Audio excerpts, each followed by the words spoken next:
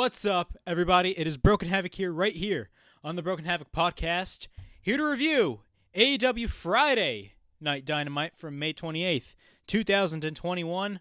Of course, it is the go-home show before AEW's big pay-per-view on Sunday, Double or Nothing, which is going to take place in a full-capacity crowd at Daly's Place, which I'm excited for. Not only that, this is the first review that I'm going to be filming that's going to be uploading back-to-back.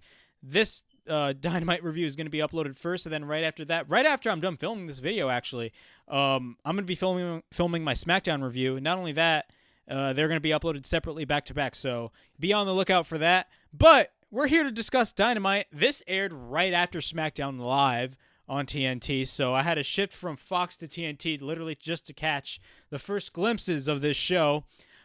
This show, I'm not gonna lie, was awesome. We got a packed house for Dynamite. There was a lot of fans that attended this. It looked like a full capacity show, but it really wasn't, because I believe the top areas of Daly's Place were tarped off, mainly because they're trying to keep it safe and to create the illusion of this is just a glimpse of what you're gonna see this Sunday at Double or Nothing. But I will say the crowd on this show was a box of fresh air. This was an awesome show. The crowd, we got to see how many of the wrestlers on the AEW roster are actually over, and there's a lot. I mean, from this first match, Darby Allin versus Cesar Bononi, I mean, Darby Allin came out with Sting, and he got a huge pop. I'm not gonna lie. But this show was packed. This show was awesome. I really loved this show.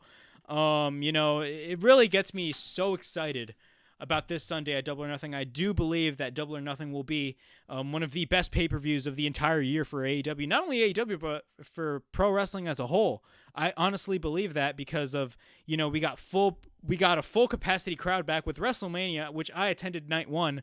It was a fun show, but it wasn't a full capacity crowd, but there were a lot of people that attended the event. This is the first time that we got a full capacity crowd for a wrestling show ever since the pandemic started. If you look at this show, or hell, if you look at last week's show and compare it to the first AEW empty arena show from March of last year, oh my God, the differences are there. And this is just the saying, pro wrestling is back. The show starts. The first match of the night, Darby Allin, accompanied by Sting, versus Cesar Bononi. I will say, this match was pretty good. Darby Allin, when he came out to the ring, he got a huge pop.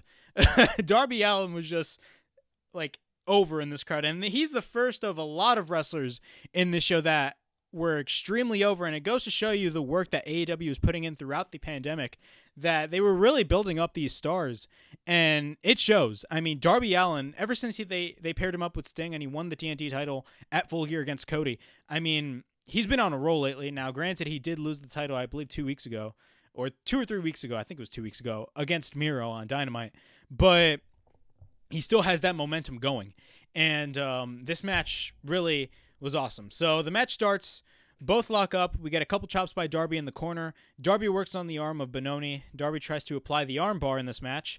Bononi works on Darby in the corner. Bononi throws Darby, continues to work on Darby. Darby gets thrown on the outside, elevated ramp. And by the way, it is a different setup for Dynamite. That's why I said the elevated ramp. It's I don't want to say classic, but it's the old Daly's Place look for Fight for the Fallen and the Dynamite Homecoming that we got in the January 1st of last year. So it's a different setup for Dynamite, and it's probably what Double or Nothing is going to be looking like this Sunday. So it's a different setup for Dynamite. So Darby gets thrown in the elevated ramp. Bononi tosses Darby into the ring. Darby, by the way, again, as I stated over, the crowd is loving Darby during this match. They are chanting, Darby, Darby's over. Cover and a near fall twice by Bononi. Darby applies the sleeper. Bononi fights back. We get a stunner by Darby. We get a shotgun dropkick by Darby Allin. We get a coffin drop by Darby Allin for the 1-2-3. And Darby Allin wins this match. This match, of course, was short, but really awesome start to Dynamite. I love the fact that Darby Allin and Sting were the first ones to come out of that, quote unquote full capacity crowd. It really wasn't a full capacity crowd, but it was packed. And, with the crowd on this show, I honestly I've wanted this for such a long time, and due to COVID, we couldn't get that. And look, we're still in the pandemic age, but I mean, like this capacity crowd, I mean, they loved Sting and Darby. But after the match, let's continue on with the show. After the match, Darby basically cuts a promo on Scorpio Sky and Ethan Page. He calls them out. Then Scorpio Sky and Ethan Page come out, says that they expect them to fight them for free, that meaning Darby Allin and Sting, and they talk about how they will beat Darby Allin and Sting on Sunday. Says that this Sunday, this will be the end of one legend and the start of two legends, that being Scorpio Sky and Ethan Page. Now, as I've stated on my predictions video, I honestly am not the biggest fan. I'm not really interested as much with Ethan Page, especially when he debuted at Revolution. I really didn't care for Ethan Page. I felt like they weren't doing anything with Ethan Page. The last time I cared a lot about Ethan Page, even when he was in Impact, after he split up from Josh Alexander in the North, I remember he had that segment on the Impact Hard to Kill pay-per-view, which was cringeworthy. That sounded something like WWE would do, and I did not like it whatsoever. But yeah, I mean, I was not the biggest fan of that. And I will say, Ethan Page is a good promo. Sky, as well as another one, ever since they split him up from SCU, I do think that, I feel like I was not really interested in Scorpio Sky as much, but I do think that they are getting momentum now, especially since they're wrestling Sting and Darby Allin this Sunday. They talk about how they will beat them on Sunday and says that, as I stated earlier, it'd be the end of one legend and the start of two legends. Ryan Nemeth, Peter Avalon, and others attack Darby Allin and Sting. Sky comes in with the chair, and then all of a sudden, he puts it on the leg of Sting. He was going to smash Sting's leg with the chair. But the Dark Order, of course, Stu Grayson, Alex Reynolds, John Silver, all those guys, they run to the ring and save Darby Allin and Sting. So that was the first segment of the show. I will say this was a pretty good start to Dynamite. The match was not the best, but the match, I mean, especially with the full capacity crowd, I mean, Darby Allin, I mean, just the reaction itself with Darby Allin was awesome. All right, No More BS. Paul White, a.k.a. Big Show, that being No More BS, comes out and is the host for the weigh-in for Cody Rhodes and Anthony Ogogo. Of course, Cody Rhodes and Anthony Ogogo will be wrestling at Double or Nothing this Sunday. Honestly, when it comes to this match, I said it in my predictions. I honestly do not know what's going to happen in this match. I do not know who's going to win in this match. It's kind of a 50-50 thing with me. I honestly do not know. I did state it was probably either going to be Anthony or Cody. It's one of those matches where everybody's just like, I really do not know who's going to win. But Paul White comes out, says that he feels great being in front of this amazing crowd. He brings in Anthony Ogogo. He comes in with QT Marshall's faction, The Factory, which The Factory, again, another faction which I'm not really interested in, but I do know why AEW's starting up a lot of new factions, because they're going to be doing trios. They're going to be introducing trios titles. So that's one of the main reasons, if not the main reason, why they have a lot of factions, and QT Marshall's faction is one of them. So yeah.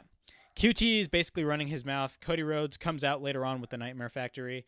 Cody Rhodes is the first to weigh in this weigh-in. Cody Rhodes weighs 218 pounds. Anthony Ogogo is next. So when Anthony Ogogo was about to weigh himself for the weigh-in, you heard fireworks in the background. Mainly because it was Memorial Day weekend and everybody was just like chanting USA, and even the commentators even acknowledged it. That's what I really liked. Hey, look, a lot of stuff can happen on live TV, and you heard those fireworks in the background. That was hilarious. But the crowd is chanting USA at this point. Anthony Ogogo weighs in at 219 pounds. QT later interrupts Paul White after that, states that Anthony weighs more than Cody, and that's a pure reason as to why he's going to be winning against Cody this Sunday. Then all of a sudden, Cody gets the microphone, and Cody is just over. Like, a lot of people say that Cody Rhodes has started to put himself over in many of these situations that he does not have to be in, which I kind of agree. But if you look at it from another perspective, I mean, Cody is over with the crowd. If you look, this is a pure example. Cody Rhodes is over with the crowd, and the fans love him for that. So later, Anthony's just showing off in each corner of the ring to the crowd. And Cody grabs the microphone and puts over Paul White and thanks everyone for the show. And basically says that he'll see everybody on Sunday. We get a Stadium Stampede video package, which, of course, it's going to be talking about the Stadium Stampede, which is going to be happening this Sunday at Double or Nothing between the Pinnacle and the Inner Circle. More on that in the final segment of the show.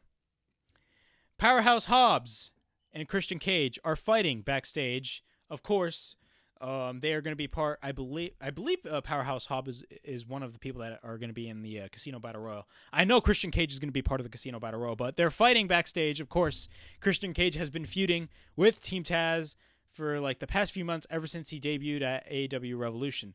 So yeah, the security is trying to separate them both. Honestly, I do not know where this is going to go. I do think that he will.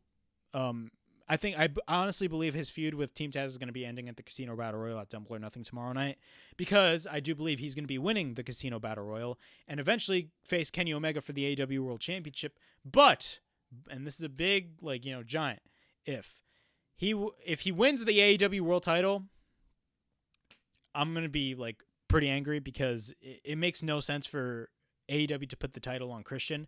I do believe that he should wrestle Kenny Omega, but he shouldn't win. If anything, he should just put on a great match, work a great match with Kenny Omega, and lose, and Kenny Omega should retain the AEW World title. Really, the true wrestler to beat Kenny Omega is Hangman Adam Page. We all know he's going to beat Kenny Omega at some point down the road. All right, next match, Hangman Adam Page versus the bad boy, Joey Janela. So I believe Joey Janela was wrestling a lot on Dark. I haven't seen him on Dynamite ever since his quote-unquote match with Kenny Omega, where Don Callis was just screaming on the microphone while he was wrestling Omega. But yeah, I will say Janela got a lot of offense in this match. Of course, the match starts. Both lock up. We get a side headlock by Page, a shoulder tackle by Page, a side headlock again by Page. Both lock up again. A chop by Janela in the corner. Chop by Page in the corner. Chops by Janela in the corner again. Multiple back and forth chops by both at this point in the match. Janela gets sent over the top rope. Kick by Janela outside on Page. Page catches Janela and hits a fallaway slam on Janela. Cover by Page. A near fall. Right hands on Page. Chops by Page. Page gets sent to the bottom turnbuckle. Janela works on Page. We got a couple chops by Page and Janela. Janela continues to work on Page. Cover by Janela. We get a near fall. Janela is just dominating Page at this point. We get a clothesline by Page on Janela, sending him outside of the ring. Both Janela and Page are on the apron. Hangman crossbodies Janela outside the ring. We get a spine buster and a cover, but we get a near fall. Janela he counters the Deadeye and rolls him up. We get a cover and a near fall. We get a big boot by Page. We get a German suplex on Page on the bottom turnbuckle. Janela is on the top. We get a diving elbow we get a diving elbow drop by Janela on Page. We get a cover and a near fall. Janela picks Page up. Page escapes. We get a forearm bar by Page. We get a powerbomb by Page. A buckshot lariat by Page on Janela, and wins the match. So, Hangman Adam Page beats Joey Janela. I will say this was not a bad match. I love the fact that they had Janela get some offense in this match. I like Joey Janela. He's awesome. I do believe he will win a title down the road. I just don't know when, but we'll see what happens. I mean, Janela's really talented, and he's awesome, and I like his character too. But yeah, it was an awesome match. After the match, Taz calls out Page from commentary. Taz was on commentary during this match. He brings out Brian Cage, says that he wants to come out and say hello. Page gets the mic and knows that Team Taz is coming out. So he basically expected Ricky Starks, Hook, everybody from Team Taz just to come in out of nowhere. And he expected more from... He literally tells Brian Cage he expected more from Brian Cage and asks Brian Cage if he needs help. Says tonight and on Sunday he leaves Team Taz and faces him man to man. That's what Hangman said on Brian Cage to his face. And that was an awesome segment. It goes to show you the badassery that Hangman Adam Page is. He literally just went straight to Brian Cage's face and was just like, yeah, you're going to face me man to man on Sunday. And that's that. And I'm going to kick your ass. So honestly, what are my thoughts? Of course, I do believe that Hangman Adam Page will beat Brian Cage at Double or Nothing, and he will get a lot of momentum going into the summer and eventually probably into the fall. We don't know when he's going to be facing Omega, but he'll definitely win the AEW World Title down the road. Jon Moxley and Eddie Kingston segment. Now, when they first aired this segment, what happened was that TNT instantly went to commercial as soon as this segment started. So when we came back from commercial, we got this segment once again. So basically, right from the get-go, the sneakers that they stole from the Young Bucks, those Dior Jordans that Moxley and Kingston stole, they basically put it in a puddle of mud, no pun intended, with the band Puddle of Mud. But Puddle of Mud is an awesome band, by the way. I really enjoy that band. But basically throws the sneakers of the Young Bucks in the mud. Moxley says that he trusts Eddie Kingston with all of his life. Says on Sunday it's going to be a war for the tag titles. Moxley says that he wants those belts, Eddie. He wants those belts, Eddie. He constantly says that over and over again. Kingston says that the Bucks are going to quit. They also quit on the people, and says that he and Mox speak for the underdogs and says that they will win the tag team championships. Eddie Kingston is badass. He cuts an awesome promo. Eddie Kingston is amazing at what he does. Same as Jon Moxley. Jon Moxley's awesome. And I don't care what anybody says if it's way too early for the Young Bucks to lose the tag team titles. I honestly believe Jon Moxley and Eddie Kingston have that momentum, and I do believe that they will win the tag team titles at Double or Nothing. If I'm wrong, I'm wrong. But that's what I believe. All right. Next segment, we got Orange Cassidy's answer. Of course, as you guys know, last week, Don Callis and Kenny Omega went up to Orange Cassidy and gave him 2 documents that one of them, Orange Cassidy ripped, and basically those documents state he's hurt and he shouldn't wrestle in the match at Double or Nothing in the triple threat with Omega and Pac. But as soon as this segment starts, Pac comes out, and he asks Tony Schiavone to get out, says that he is here to tell the people that this Sunday, Orange Cassidy is irrelevant, says that the only man that is relevant is the person that's going to beat Kenny Omega, and that is Pac. Talks about Kenny, calls out Kenny Omega, then all of a sudden Don Callis, Cyrus, the virus, is on the screen, and says that, Pac is a violent psychopath and says that he's not going to come out there. And then all of a sudden, Kenny Omega comes out of nowhere and tries to attack Pac, but instead it's the other way around. Omega gets attacked by Pac. Then the Good Brothers come in and attack Pac. The Lucha Bros come in for the save, of course. The Lucha Bros are partnered with Pac in Death Triangle. Then he kicks Pac in the corner. Orange Cassidy later comes out with a huge, and I mean a huge pop. Orange Cassidy is so over with the crowd. It is unbelievable, man. Cassidy is ridiculously over. He gives Kenny Omega the envelope or the note for Kenny. And when Kenny opens the freaking envelope, the document that he gave Cassidy last week, it's all ripped up. And Cassidy hits the orange punch and tries to grab the AEW World title, but Pac steps on the title and confronts Pac. No, he confronts Cassidy. Pac attacks Cassidy, but we get an orange punch by Orange Cassidy on Pac. And literally, Orange Cassidy just holds the AEW World title. Now, I did say in my predictions that the person that I do believe is most likely not going to be winning the AEW World title is Orange Cassidy. But in this scenario, I mean, it made it seem like, wow, this guy may actually win on Sunday. But the obvious answer of who's going to be winning this match, and quite frankly, it's the right booking decision, is Kenny Omega. Kenny Omega is going to be retaining the AEW World Championship. I honestly believe he's going to be losing the title down the road into the fall, going into the winter. That's what I believe. But hey, that's what I think. We get a Jade Cargill backstage interview, of course. Jade Cargill is trying to look for a manager. Talks about her match that she has with Kylene King, who is a wrestler on Dark, which I do not watch Dark, by the way. So, talks about her match. Then all of a sudden, Matt Hardy confronts Jade about, hey, you can be part of my faction, all that stuff. Then all of a sudden, Mark Sterling comes in and says that she's already partnered with me. So, Mark Sterling is the official partner with Jade Cargill. So the match happens. Jade Cargill versus Kylene King. I had no idea who Kylene King is, by the way. Apparently she was wrestling on Dark, which I do not watch Dark mainly because they jam like 20 matches in like a 2-hour show. And like that show's ridiculously long. I heard Dark Elevation was really good, but the purpose of Dark and Dark Elevation are mainly just to build up new talent.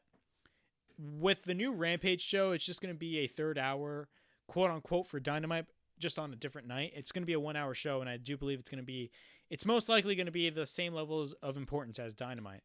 But yeah, those are the differences between Dark and Rampage. But the match starts. Jade is powering King, but King comes back and Jade kicks King. Jade catches King from a crossbody attempt. Jade is working on King during the commercial break. We get a snap suplex by Jade on King. Jade sends King outside the ring. Mark Sterling throws his card on King. Right hand by Jade. Jade face plants King to the mat and wins the match. This match was all right. My opinion on this match is I will say this though. The majority. Look, Jade looks great for her. I don't know what is this. Her 3rd match. Her first match was in a tag match involving Shaq, which she looked impressive. But, I mean, I do believe she's still a little bit green, but she will get better. I do believe that. But another thing I will say is throughout this entire match, the majority of the crowd, in my opinion, was dead.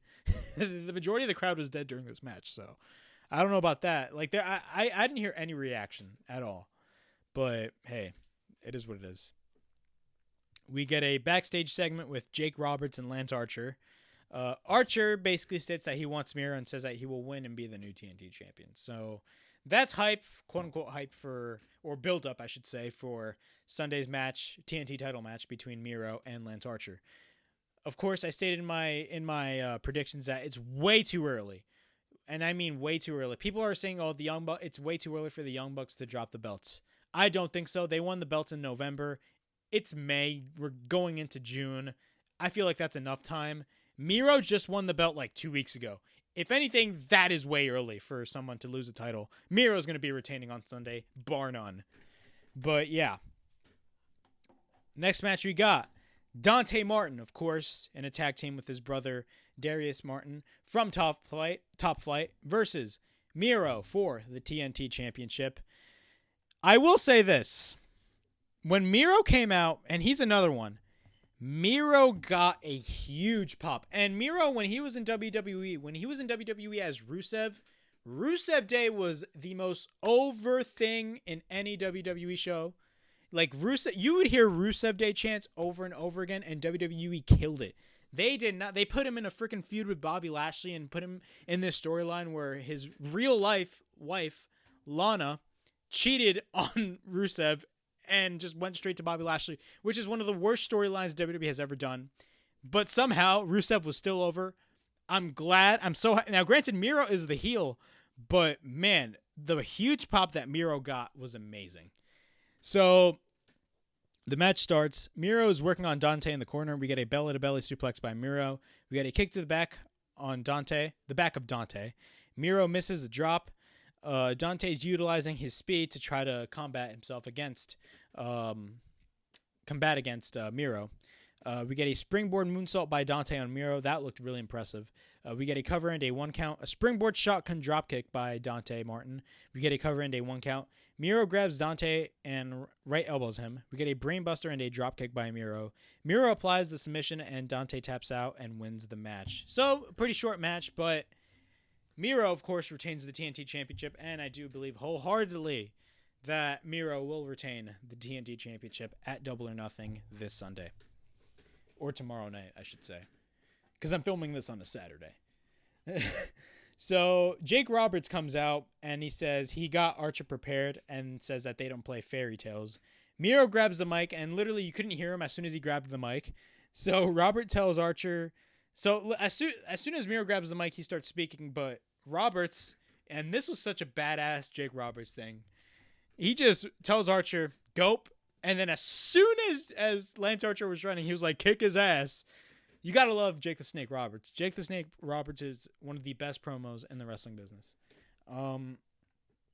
So we get a big boot by Archer on Miro, and then both are brawling, and then, of course, security and a lot of referees are separating them. This is only for build-up for their match on Sunday. Honestly, their match wasn't built up a lot, but I'm excited to see this match. I do believe it's going to be one of the best matches of the night. Hikaru Shida, her AEW Women's Champion 1 year anniversary celebration. Of course, she's been AEW Women's Champion for 1 year. Tony Schiavone's in the ring as well. He presents her with a new AEW Women's World Championship that is much larger than the belt that she had, because the AEW, one gripe that I had with the AEW Women's World Championship is the fact that that belt is literally the size of that U.S. Championship, which is a Mattel belt that I had for years. I'm so glad that, they finally, gave her a new belt that's much bigger. But hey, it's the same design. There's just minor tweaks on it, but nonetheless, it looks great. It looks awesome. I like it. But yeah, Shida later cuts a promo and says that when she won the title, there was no fans. But tonight, the fans are here, that being Daly's place. She says that she is proud to share this moment with all of them. Says that the title is for you, meaning us, the fans. Then, what do you know? Brit Baker comes out, and another pop by Brit Baker, man. If you want, Brit Baker is one of the best things, and she's one of the reasons why the women's division in AEW has improved drastically. Because when AEW started 2 years ago, the women's division was not great at all. They didn't put a lot of emphasis on that women's division. In my opinion, the first few months of AEW and the first few months of Dynamite, honestly, they barely put any emphasis. They didn't put any emphasis on the women's division. Now, the women's division is better than ever, and I do think that AEW's women's division is improving drastically, and that's a good thing. So she comes out, and she basically says congratulations to Hikaru Shida, says that Shida was champion during the most difficult time in pro wrestling. She says that she said something she wants to take back. Says that there is something that she wants to take back. She said that when she wins the title on Sunday, she will be the face of a new era, and this was the best part of her promo. Says that just like the era before, it was 316, this new era will be, and the crowd followed, DMD. If AEW does not put the belt on Brit Baker on Sunday, I will legitimately be angry. Brit Baker has to win on Sunday. There's no buts or ifs. She has to win on Sunday. She is winning the title on Sunday. I don't care what anybody says. She's one of the best things on AEW television right now. I remember when when they first turned her heel last year, I was kind of like, what? Because I always looked at her as a babyface. But now as a heel, awesome. I really enjoyed it. Sammy Guevara, of course, is in the crowd doing his typical showing off of the signs during commercial break in the picture-in-picture. All right, we get Evil Luno, Vert, and Stu Grayson versus Ethan Page and Scorpio Sky. What are my thoughts on this match? Honestly, this is a match I didn't really care of, but this was not a bad match whatsoever. Evil Luno and Scorpio Sky start. Both lock up. We get a couple waist locks by both. Sky steps over Uno. Both lock up. We get a wrist lock by Sky. Grayson tags in. Page tags in. Grayson drops Sky with a DDT on the outside. Right hands by Grayson. We get a couple drops by Grayson. Double team elbow drop by Evil Uno and Stu Grayson. Senton over the top rope on the apron by Grayson on Page. Sky swept the leg of Grayson. We get a flying cutter by Sky on Grayson. Sky's working on Grayson. We get a couple right hands by Grayson. Plants Sky.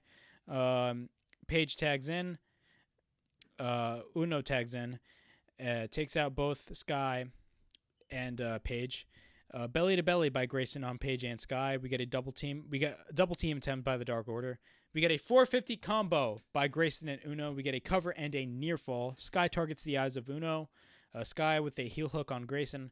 Page's Edge, a.k.a. the Razor's Edge, by Ethan Page on Evil Uno.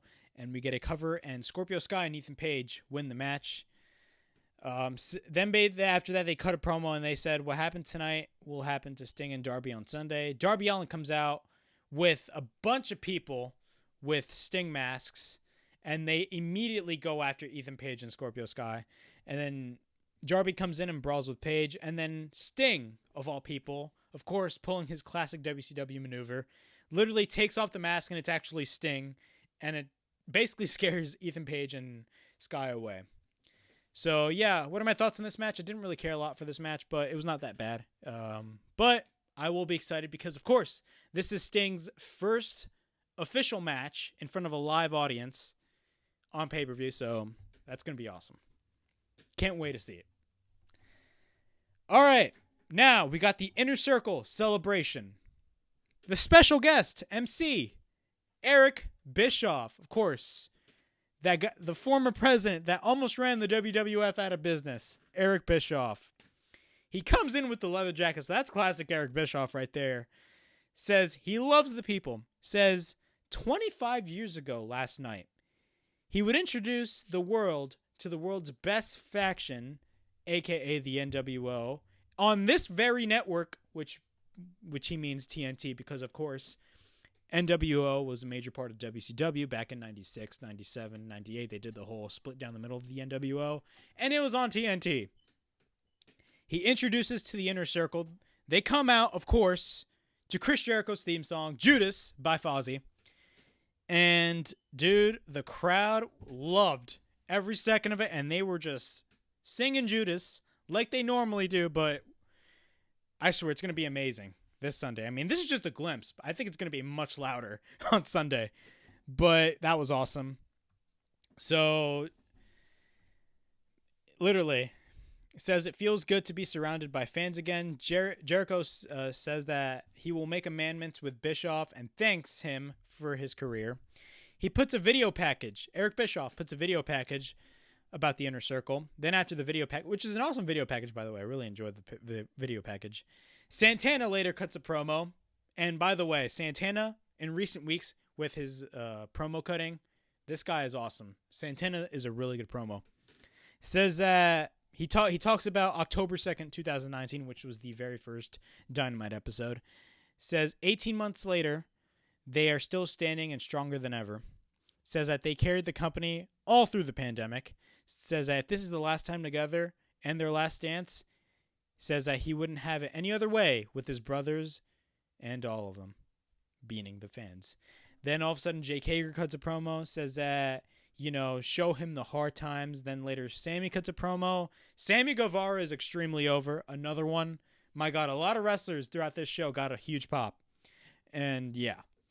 He cuts a promo, says that they have been through everything together, says that he is in the greatest faction of pro wrestling, says that he did not like quitting the Inner Circle, and says that he basically states thank you to the Inner Circle. Then Jericho gets the mic and says that he talks about setting up a faction. He says that at first he was kind of skeptical because he doesn't play well with others. Says that he loves them and hugs the entire Inner Circle. And then, of course, they do their typical Inner Circle flip off the camera fashion. And MJF is on the screen, says that he is excited, and they have attacked Dean Malenko. Literally, they have Dean Malenko where the stadium is, and what they do is the Inner Circle run to the stadium. Then all of a sudden, as soon as they were running, the Pinnacle, Shawn Spears, FTR, were just attacking them. The Pinnacle is attacking the Inner Circle by this point. Spears, at this point, hits Guevara with the chair. FTR pile drives Santana and Ortiz through tables. The Pinnacle end the show on top. So literally, FTR just pile drived.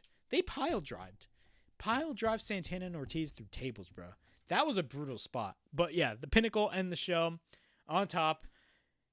What are my thoughts? Now, they did this whole Inner Circle celebration thing mainly because they want you to realize, like, hey, this may be the end. Tune into the pay-per-view to see what happens. I did predict that the Pinnacle was most likely going to win. You never know. They could probably go the 50-50 booking route with the Inner Circle actually winning because they did lose Stadium Stampede last year. So it would kind of be, I don't want to say embarrassing, but who knows what's going to happen. So I felt like they mainly did this because they were trying to make you think like, wow, this is actually the end. But who knows? The Inner Circle may win on Sunday. But yeah, that was Dynamite. Overall thoughts on this show. This was an awesome show. I am so happy that fans are back. And this is just a glimpse of what we're going to get at Double or Nothing. And this is just a glimpse of what we're going to be getting in July because, WWE and AEW are going back on the road in July. So that's going to be an awesome thing. And I'm really excited to see what's going to be happening. So yeah, this was AEW Dynamite from May 28th, 2021. And what are my thoughts on this show? Awesome show. Badass show. I loved it. Awesome. Granted, it aired at 10, which they shouldn't have, but it's the NBA. They got preempted, of course, because of the NBA, but it is what it is. But this was Dynamite, so please like, subscribe, comment down below, push that bell for notifications. And this was AEW Dynamite, and this is Broken Havoc. And keep an eye out. Keep an eye out for my SmackDown review, because I will be uploading that review right after the Dynamite review, so it's going to be back-to-back reviews. So yeah, this was Broken Havoc from the Broken Havoc podcast, and this is Broken Havoc. I kind of botched that. It is what it is. But this is Broken Havoc. Signing out.